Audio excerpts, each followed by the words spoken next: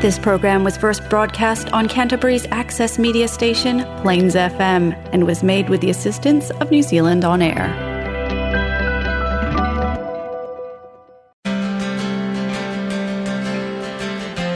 Now it's time for Spiritual Learning with Priestess Lilly.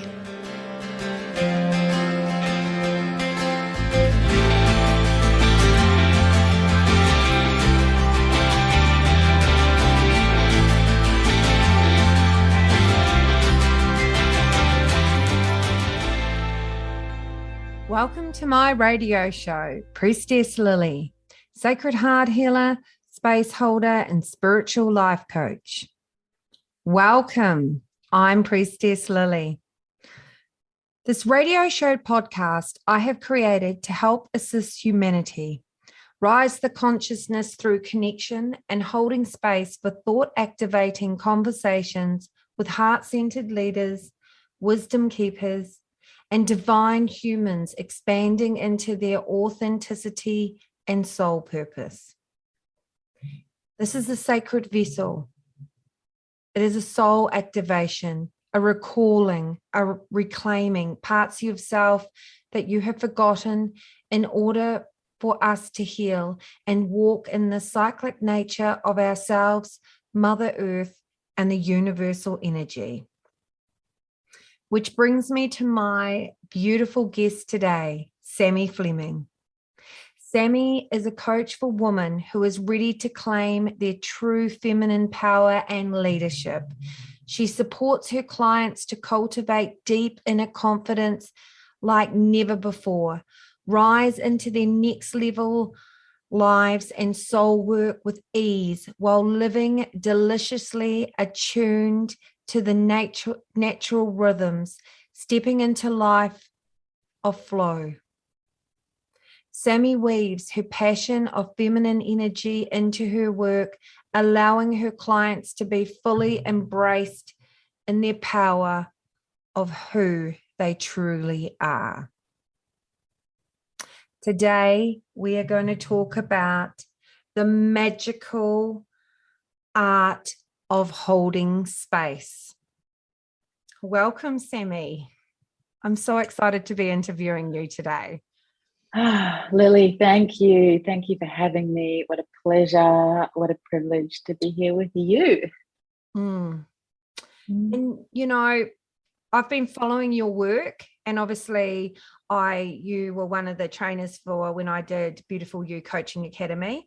And I've always been in awe of your energy and how you really deepen and hold space and connect to people.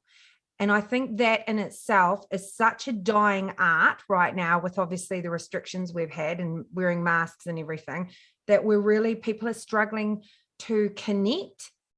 And it's something that you just naturally do. Thank you for saying that. You know, I love what holding space is for me. It looks like so many different things in my life, but I also know that it is something that I am devoted to continuing to learn about and deepen into for the rest of my life. Like, I really imagine myself being 95 years old and thinking, how can I do this better? Or how can I do this more deliciously? You know? So I appreciate you seeing that in me, and I know there's a whole lifetime ahead too, right? Oh, totally. We're always learning and evolving.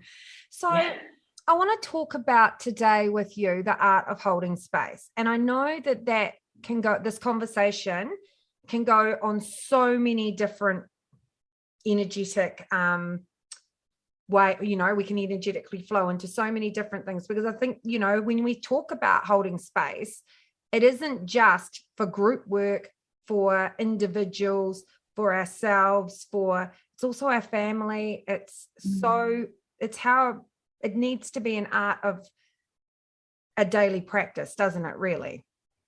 I think it is. It's the micro and the macro. It's holding space first and foremost for ourselves so that we can truly hold space for other people. It's then holding space for our inner circle, whatever that looks like in our own individual world. And then that might also look like the work that we do. And the work that we do doesn't necessarily have to be officially holding space, like the work that I do, for example, which is very much holding space. It can be making coffee.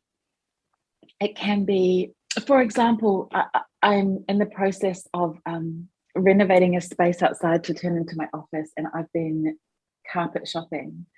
And I walked into one store and there were these two women in there, and oh my gosh, like they held space for me so powerfully that I'm like, I don't care how much it costs. Like, they're my people. That's how I want to.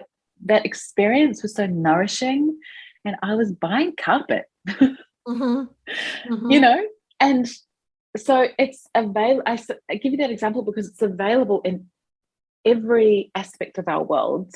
It's not only for those who are therapists or coaches or healers or mediums or in that kind of realm. I just truly believe that the art of holding space is accessible, available, and important for each of us. And I suppose it's something that, you know, many way showers, priestesses, mediums, counselors, social workers, you know, have been doing it for quite some time naturally, but it feels like it's just been reborn differently. I feel like perhaps in this age that we're in right now, we're getting an opportunity to experience what it is to be truly connecting in with each other.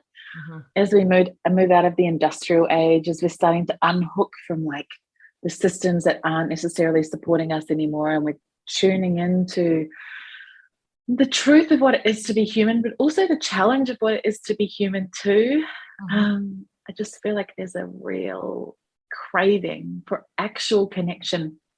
Also, you know, we've been in this decade-ish of like big internet time, you know, like messaging each other on MSN Messenger, and, you know, now it looks like something different. And to be in the presence of someone who can actually truly hold space for you, but also to truly hold space for those around you too, feels like it's got, there's almost like a novelty for some people, I think. Like, oh, that's right. It gets to feel like this. Connection gets to feel like this. Yeah, I totally agree. I feel like we've entered, you know, in the past, pre-COVID, we thought connection looked like, you know, text message on the phone, you know, all of that. And then obviously COVID hit, and then, you know, we can no longer see each other through the masks, and, you know, we can no longer connect. We're connecting differently to each other, like Zoom, rather than in person having a coffee or being connected to our family or loved ones. I really feel like it has really made us, or I know it has for me personally, made me value my relationships and how I want to truly connect to people differently, how I truly want to witness and hear people. And where before in the past, you know, we might have been too busy to see that person. Now I want that person to experience me as much as I experience them, and whatever they're bringing to the table. Yeah. And having a couple of years of, for many people around the world, I will say I've just moved back to New Zealand from Australia, and I was living in Melbourne, and we had the longest lockdown like across the whole world, right? And so that was a whole thing. But, you know, for many people, having a couple of years of not really hugging people, of not really touching people, of having that kind of barrier in between each other, has shone such a light on what connection is, and how much we need it, and what happens to our spirits when we don't have that. What happens to the soul of us, the life force in us, when we're not fed with human connection. Oh, I've just got the shivers as soon as you say that. Like, I've just got the whole shivers going on. And I think that's the thing, because I know that for me as a female, I need to gather. I need to be in community. I respond. My soul expands and grows more when I'm around my people, whatever that looks like. When I'm sharing my wisdom, when I'm really feeling deeply held or deeply embodied in whatever emotions coming up for me, I don't feel like I have to put a lid on that. And I feel, that is what our soul, especially me, and I feel like as females, that is what we need to feel nourished. Right. Well, we can look back over all of history and see that women over time have been gathering, and it was revered. The practice of gathering was revered, and it was also very common. Like, it was so normal. It wasn't something that you had to book into and go to once a month at a special place. It was like an everyday occurrence. It was sharing stories. It was taking care of each other. It was feeding each other. It was looking after each other's children. It looked like so many different things. And yeah, there's this, maybe 5 or so years ago, 6 years ago, I started running, initially I started running women's circles. And I was just watching witnessing as women who felt disconnected from the art of gathering were coming back into those spaces. And what I noticed is that time after time after time, they would speak out the word remembering in the space. Like, oh, this doesn't feel new to me. It feels like a remembering. It doesn't feel like I've never been here. I don't even feel nervous, or I felt nervous perhaps before I arrived. But now that I'm here, there's a comfort because my body remembers this. It's in my DNA. It's not actually new. It's really, really old, and it's really, really familiar. And so there is a sense of home, I think, in gathering with other people, whatever that looks like for each of us. Yeah, I totally agree, because I know I used to hold new moon circles prior to COVID, and women just wanted to be together, witnessed, with like-minded people, with people where they felt like they belonged. And exactly the same as you, that, when I think about when I was holding circles, the connection and how women would swap numbers and then go and meet up for coffee outside of it. And just, it was its own community. It just really created a real sense of community. And I also think that's prior to COVID, what we've lost in some aspects is our community, or our place or our space, has changed, or what that looks like because, of obviously the restrictions and stuff. And I feel like that's what we're gathering back to energetically, or starting to move into again. I feel that. Yeah. So when you hold space in your circles, talk to me about that for you, because obviously it's not just showing up, holding a circle. There's an energetic process in that.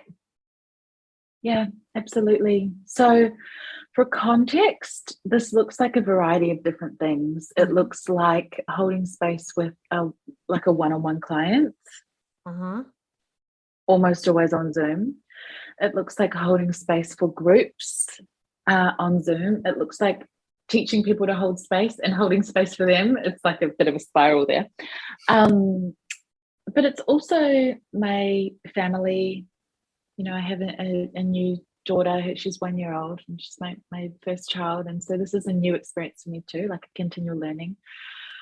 And it absolutely looks like holding space for myself. And so when you ask, like, what does it look like? The energetic piece is huge and the biggest one of all. And so what that actually means for me is it's the practice of deep presence. Really, it's the practice of emptying myself out of any thought so that I can become an empty vessel, so that I can be in the energy of not thinking, oh my gosh, what do I say back to this? What do I respond here? Like, what would be the perfect articulate response in this moment? Instead, it's emptying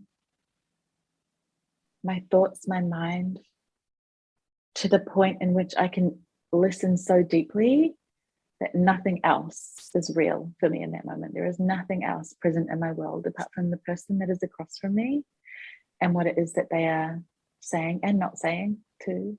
When we allow ourselves to be in that true, deep presence, there is and you would speak to this so beautifully, there is a level of intuitive understanding and felt sense that is available.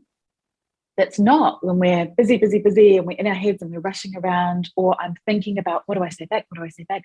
I miss the micro moments. I miss the nuance of like how you blinked, or I miss the nuance of where your shoulders moved when you said that, or how your face changed.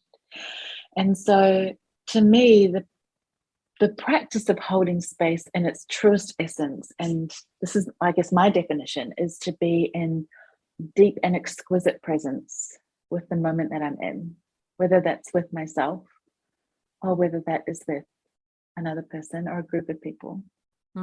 And truly, like, what a wild privilege it is to see people. It almost makes me feel emotional. It does make me feel emotional saying that, because somehow I was lucky enough to find this version of my life relatively early on, and to almost every day, be in conversations where I get to truly see people in that way. Oh my gosh, incredible. And again, like, this is the kind of connection that's available to all of us when we allow ourselves to slow down. Necessary, slow down. We are in a world of momentum, fast moving, things need to be done, we're busy, like, absolutely. I have a very full life too. I get it, right? Like, I'm not just swanning around, like floating around day after day after day. Like, there is a lot to be done and a lot that is required of me, and we get to choose to turn down the noise, slow down, and experience deep presence with the moment that is in front of us. And you know, when I think about what it is to hold space, I think this also opens up the container for truth. It opens up the container for the kind of truth that we only speak when we're actually being heard, when we're actually being seen, when we're actually being in an environment of non-judgment. Yeah. I love everything you shared. Absolutely love it, because, you know, obviously being a medium, people come to me for a whole heap of different, you know, a whole heap of variety for different reasons. And when I get to share my medicine and share my truth with people and witness them in their pain, or a loved one comes through and they get this amazing amount of healing, as much as, you know, I'm so connected to them in that moment, and seeing them and all their vulnerability or all of their pain, or witnessing them heal, or witnessing, you know, feeling the love and connection of whoever's coming through. And, you know, I don't reflect when I'm doing it, because it's not, I'm just the vessel. But when the person leaves, and I get the email, or I go inside and I just sit and I reflect, you know, back to myself, I just go, well, that person just received so much healing magic. And it just fills my heart that, you know, I've been able to witness that, or I've been a part of that, or I've been a part of that activation, or, you know, been able to help them heal or move through something, or see something for the first time. And I think that, and I know that for myself, that is a privilege every day. That is an absolute privilege every day for me. And it's magical. Is that how you feel? Yeah, absolutely. Hmm. Absolutely. To be like a teeny tiny part of somebody's healing, receiving insights, becoming more them, tapping into their power source, whatever the thing might be. Yeah, I feel that.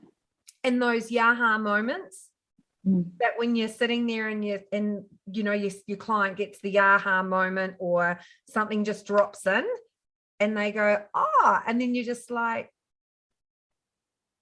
that's the other thing that I love too. I absolutely love that like when you're really holding that deep connected space, that we're the vessels for that. Like that we've activated that we've allowed them to see that we've allowed them to reflect in something that they might not have ever given themselves time to even go there before. Right. And so I'm almost getting a visual as you're speaking as to like the container that is created when we hold space. It's like there is actual literal space that is created in our world of busyness, in our world of moving, in our world of thinking. That's me, hand up. Yeah, that's me. To be in an environment where there is space created for us, whether we do that for ourselves or whether we're doing that for other people, where there's like a moment, some time, some presence, that is actually really quite luxurious. I think especially for females, because that's not what we give ourselves permission for. For me, and I'd be curious to know for you, when you hold space for you, what does that look like for you? Yeah. Well, I will say it looks different in the last year after having a baby. Yeah. I would have given you a different answer 18 months ago. It would have been much more lush and long. And now it's like brief, but actually just as potent, really. It can be as simple as asking the question, how am I feeling? How am I actually feeling? How am I feeling? Let me just feel into that. How does my body feel right now? How does my heart feel? Where's my mind at? What emotions are present for me? How do I feel? Like a little holistic tune in. And then it might be followed by a question like, what do I need here? I'm noticing like my mind is busy. My body feels quite calm. My heart's like a little racy still. Maybe it's the coffee. Maybe it's the thought of all the things I have to do. Maybe it's just excitement. Let me just like take a moment here. Okay, with all of that said, my heart feels like racy, but kind of excitable. My body might feel calm. My mind feels busy-ish. My spirit feels at peace. What do I need? And it's like simple questions. There's nothing complex about that, right? It's just, what do I need? How do I feel? What do I need? Honestly, those are two of my favorite questions in the whole world. As a coach, my job is to ask questions. And those two very simple ones are two of my favorites, because we can go so far with the simple practice of holding space for ourselves in that way. How do I feel? What do I need? So oftentimes it's simply that. It's simply that. It's something else that's just come to mind is, outside of holding space for ourselves and other people, we can also hold space for our projects, our work, things that are coming through us. So I'm thinking about the people listening to your show, and there might be artists, there might be like people doing all sorts of things, right? Mothers, gardeners, builders, like all sorts of people. And so this isn't, again, exclusive to like a certain industry, but I really love to hold space for my work. I love to hold space for my business. I love to be in conversation and in co-creation with what is coming through me, what my work needs to become. I imagine that I'd love to hear like what feels true for you here, but there's a devotional practice of holding space for my work too, for my business, and asking, how do you feel? How do you feel, soul of my business, entity that is in co-creation with me? What do you need? How can I support you? How can I support you? If we were to talk to like the hows of holding space for ourselves, for other people, for our businesses, for our pets, for our babies, like whatever it might be, the simple question of how can I support you, but actually meaning that is a really simple and effective one. How can I support you today in this moment with what you're going through, with how your heart is? How can I support you? It's simple, and it actually allows, again, that space to be created for the truth to come through. Oh, so much just came through when you were speaking. I absolutely agree with everything that you've shared. I know that for myself, holding space, like for my business, has been a real journey. That has been a journey because, parts of myself I needed to actually really feel into, become really vulnerable with, and get my ego out of the way, like step through my conditioning, beliefs, bullshit, basically. So that has been, I know that for myself, that has been a real deepening and hard process to let go, And so when you talk about, I've always said, even so I am my business has its own energy outside of me. And holding that real deep space to work through what you're feeling or what you're resisting and what you're not receiving, which, that is where, I know for me, that is where I have the most growth, the most expansion. I sometimes don't like what I'm actually being told by my higher self, by my spirit guides. I pack a shit just like everyone else and go away and go, I don't like that answer, go away, and then go back hoping the answer will change. Hasn't changed, come back. But that's when I go to myself, that's the bit I've got to work with, that's the block, that's the barrier, that's the piece I've got to feel into a little bit more, to get more clarity, to get more vulnerable with, to heal, to witness. Doesn't mean it's going to get any easier, but it's the parts of myself that I need to have more of an understanding. So what I hear there is a level of courage that is required to truly hold space, but also to have held space for you, to have someone hold space for you, to walk into a container and allow the actual truth to come through, even if you don't really want to hear it because it's uncomfortable and you wish there was an easier answer. Yeah, it was like a little more polite or something. That takes a lot of courage, it takes a lot of courage to walk into to choose to be in an environment like that. But, we're here to learn, we're here to grow, we're here to heal, we're here to witness, that's the magic of life. That's the unexplainable. We're here to relearn. We're here to recall, everything that you spoke about and at the start. That is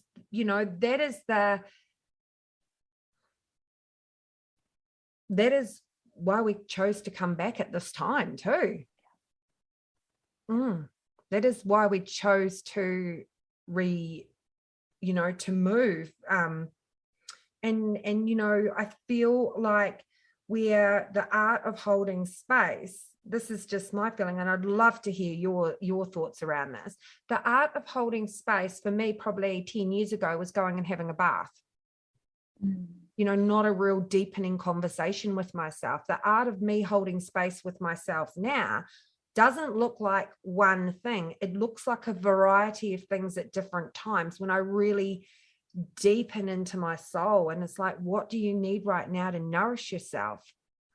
Would you agree that, I know that you said before it's changed, but the idea, the collective energy, like the containers change? Would you agree? Yeah, well, I can relate to so much of what you're saying there, and it feels to me nowadays like a moment by moment meeting of myself, rather than a decade ago. Not sure, was I a decade ago? I think I was in India wandering around trying to figure out who I was. Yeah. I'll probably do that again a decade from now. Yeah. And that was like searching for the answer rather than searching for the answer in this moment. Mm-hmm. And so I think there's like a nuance that's available nowadays, which is, what do we need here on this day, this morning, in this conversation, rather than looking for these like big, grand, who am I revelations, which can come through the micro questioning too. But it feels like more of a moment to moment meeting of self nowadays. Yeah. And so, talking about the art of holding space for yourself,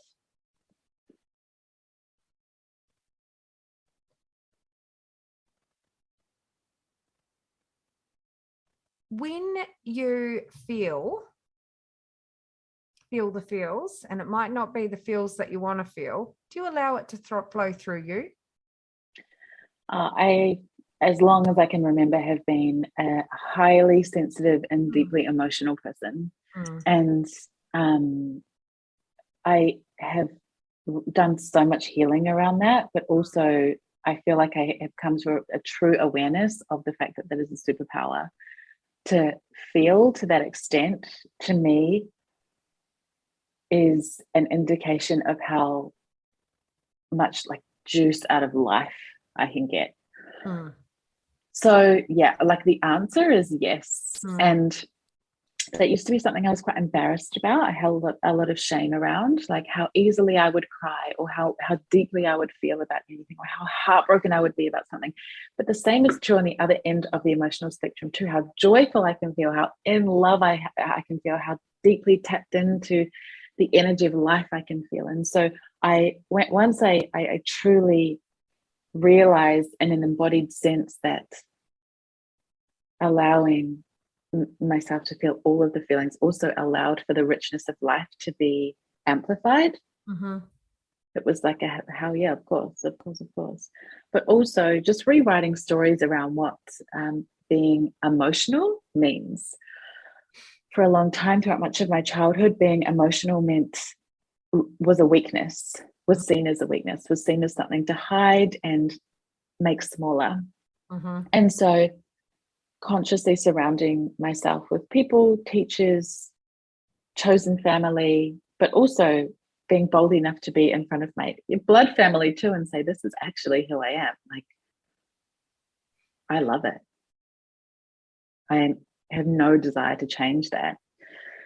Was the thing that shifted it, like deciding that that's not only enough, it's actually quite spectacular to be such a deep feeler. And so my answer to your question is like, yes, I am a big believer in letting ourselves feel our feelings. I really, I'm not sure of how true this is necessarily, but I've heard that when we allow ourselves to truly, truly, truly experience an emotion, it can leave our system in 7 seconds.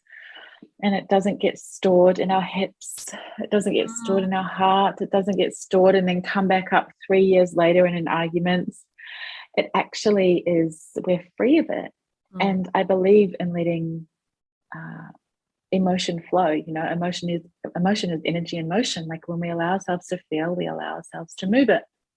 And so big believer in feeling the feelings, big believer in allowing ourselves to cry and to rage and all of these things that particularly for women were shamed. There's a lot of power in an angry woman.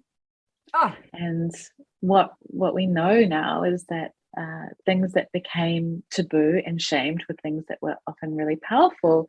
And so that to me is a big kind of red flag around suppressing our anger too. What if anger was actually a portal to your power, or a portal to your power at least? And so big believer in feeling our feelings, big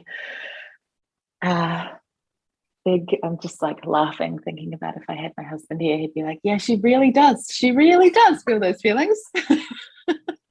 It's funny because I'm the same. I'm exactly the same. If I check in with myself and ask initially first, is this my feeling to own? Because sometimes it might be sticky energy from somewhere else. If it is, then I will process it and allow it to flow through me. And quite often at my house at 9 o'clock after I've dropped Thomas off at school, you'll find me in the bath crying, just allowing whatever it is to pass through. And I feel, I also feel the collective energy. So I know that the collective energy has been, it's in pain.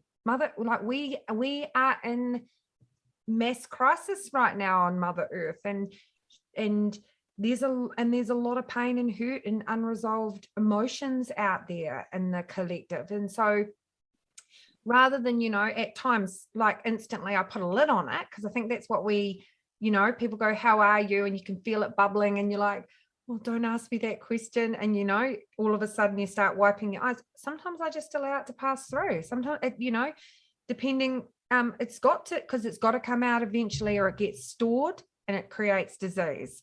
And I see that a lot with my clients, where I can feel that what they're storing in their body. And the greatest gift we can give ourselves is just to process it and allow it freely to flow.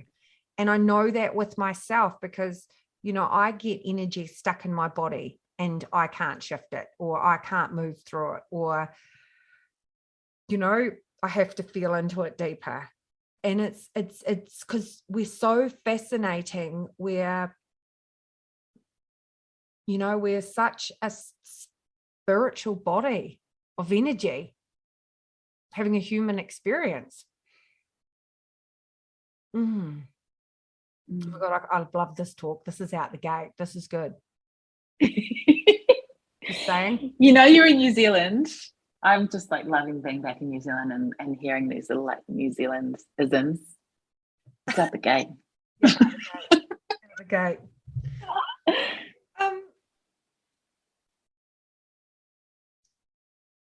I always ask my beautiful people that I interview 3 sacred shares. First sacred share is, what advice would you give your 5-year-old self? It was connected to the conversation we were just having. Trust the way you're feeling.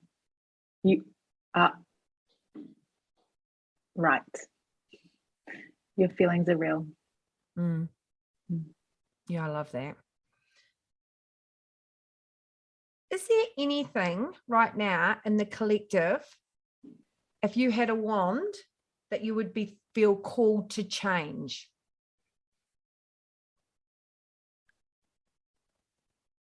How long do we have? Yes. Yeah, my list is pretty big too. The first thing that comes to mind is that we would remember that we are nature and treat Mother Earth accordingly. I think right now we're really relearning. I think right now in the collective, well, I know that the next 7 years, this is something that we're really, really going to learn at a deeper level. I'm so glad to hear that. Yeah. And really her value, because I don't honestly believe we have really, really valued her and the fact that she's a living, breathing body of, body of life. Yeah. And my last question is, to those beautiful souls that are listening to this today and the sacred conversation that we have just, had, what gems of advice would you give them? Well, thinking about what was spoken to today, the first thing that comes to mind is to please, if I can ask something of you, it is to give yourself the luxury of being with yourself every single day, even if it's only a minute. We're all going to have our own limitations in terms of time and responsibilities and things. But even just a minute a day to check in and ask, how am I? What do I need? What do I need?